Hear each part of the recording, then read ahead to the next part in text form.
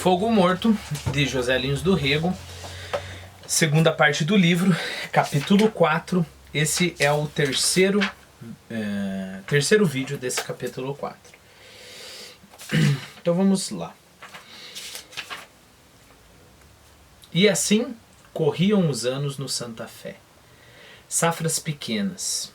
Não havia feitor que parasse, o eito minguado, mas a vida da casa grande sempre como fora. Tudo por lá corria como dantes, com a mesma monotonia. Dona Amélia envelhecera de repente. Aquele parto acabara com ela. Dona Olívia era a mesma coisa, como se o tempo não existisse para ela. Falava as mesmas palavras, tudo para ela era como do tempo de sua infância. Chamava pela negra que não existia e falava. Para ela vivia ainda a velha Mariquinha, o capitão Tomás. O mundo não andava para Dona Olívia. Para Dona Amélia andava de verdade o mundo. Andava demais. Ficara uma velha em tão pouco tempo. Desde aquele dia do ataque de Lula que ela não tivera mais alegria nenhuma em sua vida. Quando saía com neném, saía só por sair.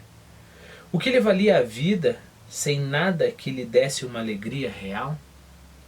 Até deixara de usar aqueles trancelins, aqueles anéis. Fora Lula quem, vendo-a sem as joias no cabriolé, quando iam para a missa, lhe dissera: Amélia, e as suas joias? Bota as tuas joias, Amélia. Pelo seu gosto, não sairia mais de casa. Neném era uma filha diferente das outras. Por que ali em casa tudo era tão diferente das outras casas, dos outros engenhos? E sem poder explicar, dera agora para pensar em sua mãe. Não teria sido cruel com a velha? Lula tratara a sua mãe como uma negra, como uma escrava. Lembrava-se daquela briga por causa de neném e sentia-se culpada. Por que não tomara ela própria a defesa da mãe que o marido maltratara daquela maneira? Amava-o, via em Lula tudo o que era de sua vida. Era um homem tão terno, tão macio no trato com ela, e naquela noite lhe parecera um homem como os outros da várzea, tratando as mulheres como bichos. Não tivera coragem precisa para correr para perto de sua mãe e tomar-lhe a defesa, dizer ao marido que ele procedia como um camundembe estúpido. Então repare que não é só a estrutura ali da sociedade, né? Não vamos colocar tudo nas costas do patriarcado. Isso é importante, né? Ela errou.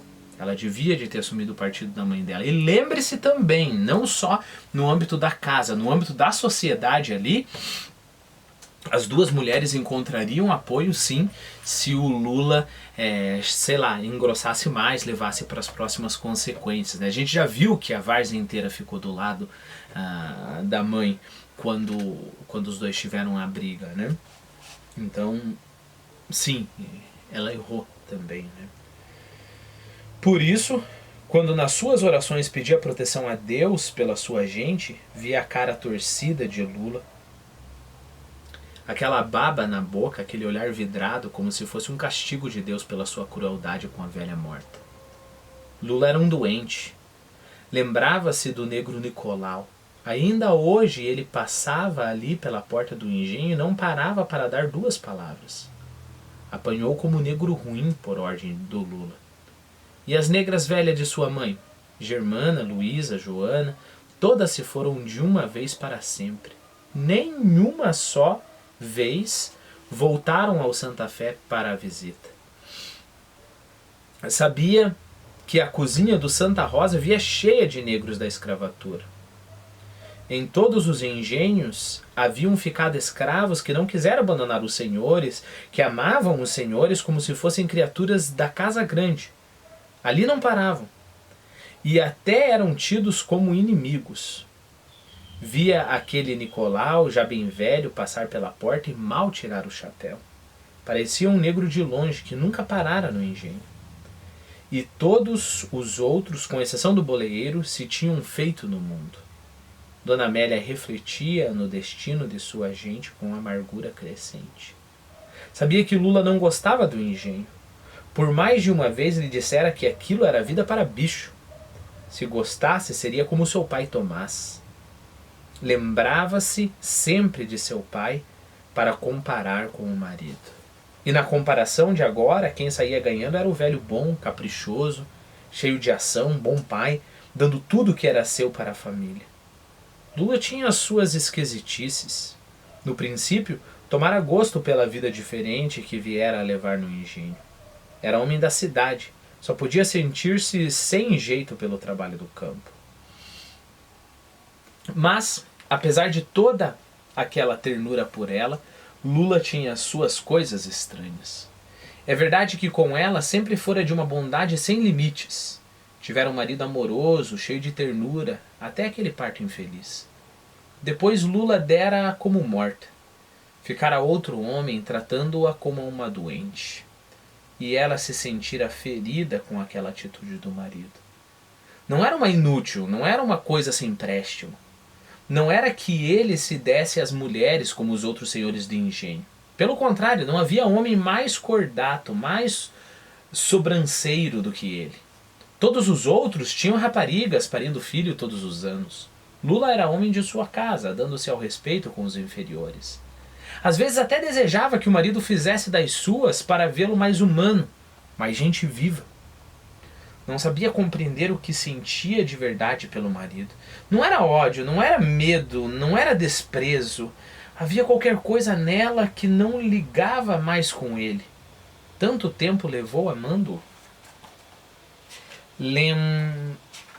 Lembrou-se da vida dos primeiros anos de casado. Lula era tão sensível às suas valsas tristes, ao seu piano. Agora era só neném. Quando ela ouvia a filha tocando, arrancando do velho instrumento aquelas notas magoadas, arrepiava-se de tristeza. Via-se moça com o pai vivo, deitado no marquesão, amando as suas músicas, adorando a filha. Via-se com Lula embriagado pelo seu amor, tão cheio de carinho, e seu marido querido. Tão cheio de carinho, o seu marido querido. Voltavam-lhe imagens que eram a grandeza de sua vida. Tudo se fora. Só neném existia para ele. A barba que fora negra estava branca, a voz que fora terna era rude. Tornara-se áspero com todos. Um homem podia mudar de alma mais do que de corpo. A alma de Lula não era a mesma. Na tarde do primeiro ataque, pensou que ele estivesse com o diabo no corpo. Rezara aos pés de Nossa Senhora pedindo pela alma do seu marido. Aquele jeito da boca, aquele tremor dos braços, das pernas, aquela cara sinistra, não eram de gente da terra. Lembre-se a reação, lembre-se do que a Sinhá pensou quando viu José Amaro com os seus ataques ou com a sua cara depois de andar, né, sem rumo pela noite. Né? Mais ou menos isso não é cara de gente não, né? Tem alguma coisa, ela ficou com medo também que o diabo estivesse no corpo do José Amaro. Felizmente que aquela expressão desaparecera e chegara a compreender a doença do marido. Em todo caso, não havia uma noite que não pedisse a Nossa Senhora das Dores pela alma de Lula. O Santa Fé andara para adiante, apesar de tudo. A terra era mãe de verdade. O pouco que plantavam dava para a vida pequena que se vivia no engenho. Seu Lula só vivia para a filha.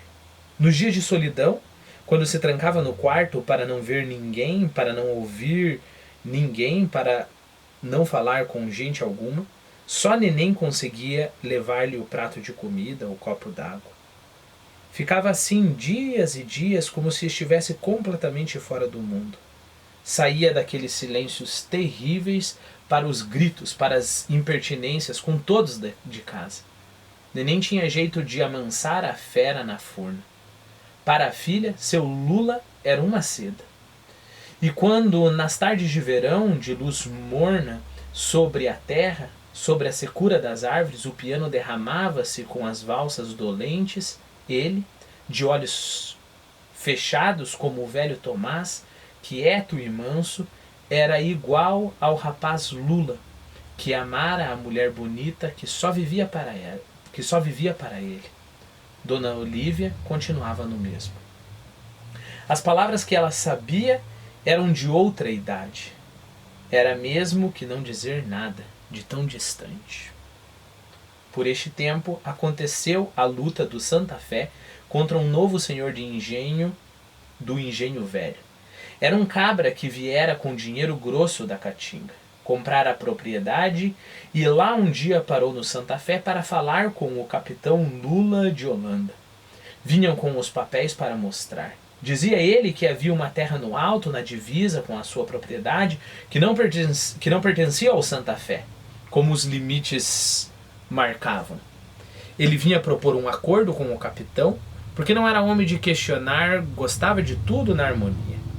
Sabia que tratava com homens às direitas e procurava tomar as providências que o caso pedia. Seu Lula alterou a voz para a visita. O homem lhe dissera que ali estava para tratar com amizade. Amizade? Gritou o seu Lula. Então o senhor me aparece para me ameaçar e ainda me fala em amizade, hein? Pois é o que eu lhe digo, estou em paz, estou na paz. Não faço acordo nenhum, hein? Não faço acordo nenhum, hein? Amélia, vem cá. E quando Amélia chegou, o homem se levantou com respeito. Olha, Amélia, este homem está aí com a história de que teu pai roubou a terra dele, hein, Amélia? Capitão, não há tal. Vim lhe mostrar uma escritura. Mostrar coisa nenhuma, hein? O homem faça o que quiser, a terra é minha, hein? O senhor de engenho, do engenho velho, começou a lutar contra o Santa Fé. O doutor Eduardo do Itambé, moço de fama, advogado de força, tomara a defesa de seu Lula. Todos os senhores de engenho da várzea ficaram com ele. Por mais, lembre-se, é compreensível isso, né? Por mais que o Lula não se dê bem com ninguém, ainda assim é gente da terra, gente nossa, sendo atacado por um estrangeiro, né? Então aqui prevalece o espírito de grupo, né? O que é, claro, um sentimento muito acertado, né? Lembre-se que se todos ali estão protegidos, se um não vai ser, digamos assim, atacado por um estrangeiro, significa que os outros também não serão, né? E é claro, lembre-se que a gente sente ali na várzea esse sentimento de justiça mesmo, né? Não é certo que um homem de fora vem aí querendo tomar um sítio que é do Coronel Lula,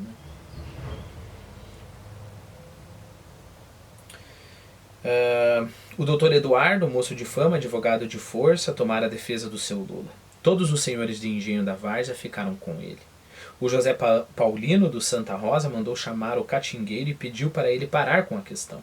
O homem, porém, estava com vontade de ir longe. Viu-se então o seu Lula criar alma nova para lutar pela terra. O homem, calado, taciturno, deu para andar pelo Pilar, pelo Itambé, pela Paraíba, com uma energia que não se esperava dele. Não era um ladrão de terra. No jornal O Norte apareceu um artigo assinado pelo seu adversário pedindo justiça ao governador. Sentia-se perseguido pelos senhores de engenho da várzea. Seu Lula revidou com palavras duras. Quer dizer, no artigo o cara falou que se sentiu perseguido, né? Seu Lula revidou com palavras duras. Falou em Nunes Machado, na família dos homens sérios, na miséria da injustiça. E a questão correu, com a diligência e os incidentes normais. Mas tudo ficaria sem nada demais se não fosse a agressão que o cabra do engenho velho tentou contra seu Lula no cartório de Manuel Vieira. Quando descera ele do cabriolé e ia falar com o escrivão, o homem apareceu-lhe para tomar satisfações. Seu Lula virou-lhe as costas e o homem insistiu. Então trocaram palavras e o homem levantou a mão para o seu Lula, com gritos de injúria.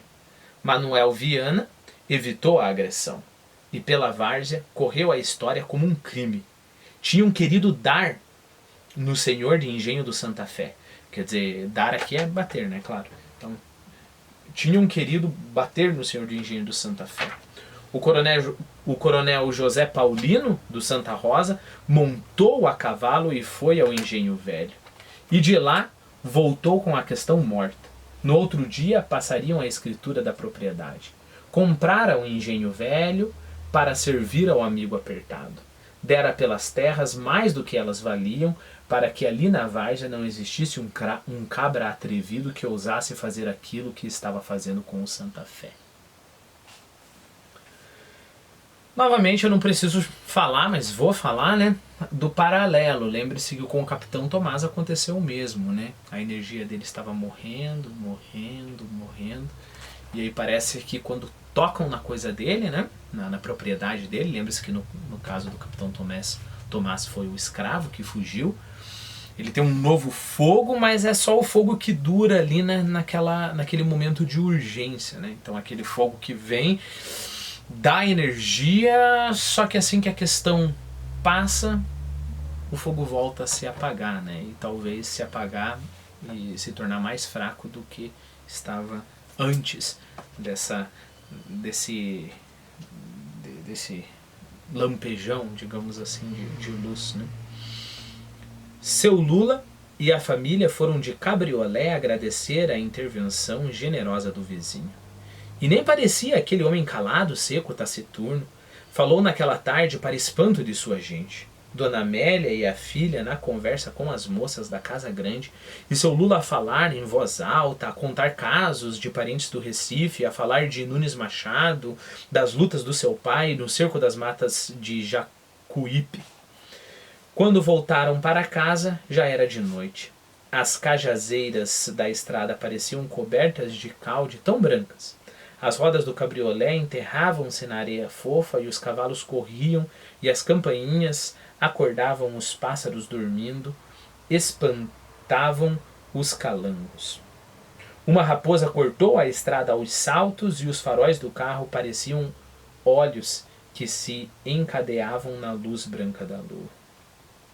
Dona Amélia e Neném falavam das filhas do coronel José Paulino, da alegria, da bondade de todas elas. Mas seu Lula de repente sentiu-se coberto de vergonha. Era um medroso, era um homem sem força no meio dos outros. O boleeiro desviava o carro de uma poça de lama. Numa poça d'água. Mais para adiante era a casa do celeiro Amaro, homem valente que viera de Goiânia com uma morte nas costas. Seu Lula passou pela porta do celeiro e pela cabeça atravessou-lhe uma ideia como um relâmpago. Por que não se servira do velho Amaro para se defender contra o cabra atrevido? Poderia ter liquidado o atrevido e não ficar como ficara um homem que precisara da proteção dos outros para resolver uma questão que era só sua. Não era um senhor de engenho. O carro parou na porta e a lua iluminava o número do portão.